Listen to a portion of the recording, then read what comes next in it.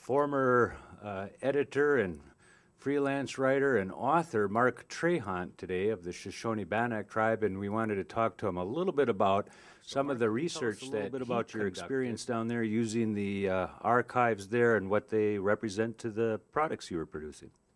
Well, they were essential to the products I was producing. In the last few projects I've worked on of any historical nature, I've spent time at the archives. What's really great about the ones at Sequoyah Research Center is you can actually go through and look at the papers in context. Most archives, you're stuck on microfilm and you see a little story here and there, but you don't get a sense of the times.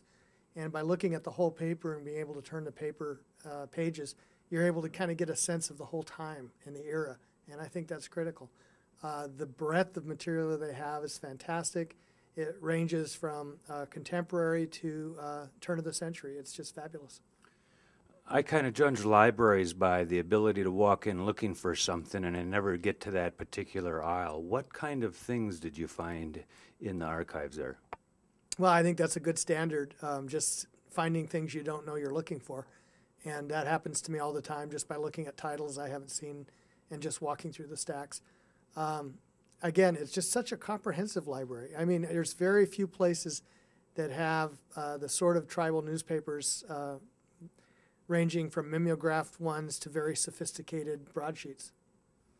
What do you envision the archives in the future? There's this huge transition from hard copy newspapers, and that's not the only thing. They've got biographical collections of material and artwork, but what do you see the archives in another 25 to 30 years, how they might be able to operate?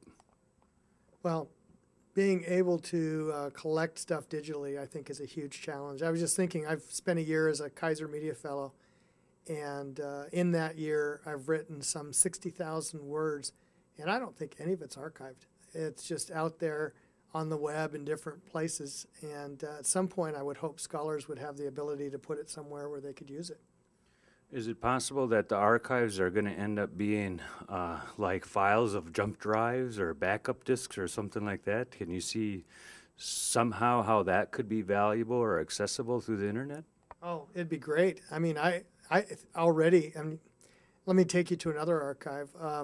For this book on the pictures, I was using the University of Washington's archives, and they're all digitized, and you're able to go through and see the pictures in computer form and then order them in hard print.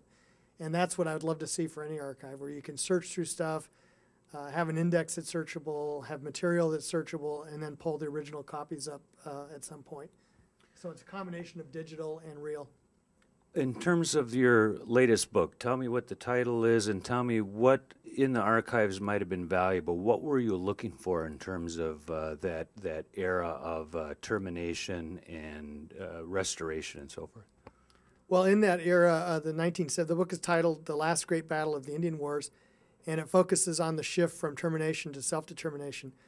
And where the archives were just great is I was able to go through and read tribal newspapers in the middle of the termination battle, both at Colville and Menominee, and just read through what people were saying at the time in terms of fighting termination.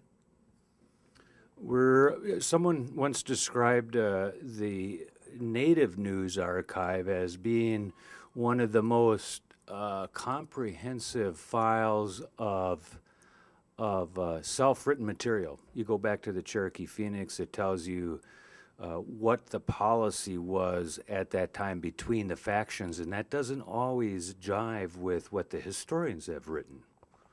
Oh, absolutely. I mean, we think now in termination even in monolithic terms that if you're Indian, you must have been against termination, and you look through the record, and there was a lot of support for it. I think it's hard to underestimate how divided Indian country was at that point, because a lot of people thought that termination was the best course, and they wanted the cash. Well, what's your advice for someone who is in England saying we want to study Indians? Would you suggest that that might be a good place to run through an archive? Is it getting to be the place where ultimately people ought to go first when they're studying American Indian policy from a historical sense? I think it's certainly one of the first places you should go, and it's because journalism is the first draft of history, and this is where the first draft is collected. Have you ever made it to the Flying Fish in Little Rock, Arkansas? I have. It's pretty impressive. And to the Clinton Library while I was there, so I kind of got both policy aspects. Mark Trahant, thanks for joining with us today. We appreciate your time. This is Paul Demain for IndianCountryTV.com.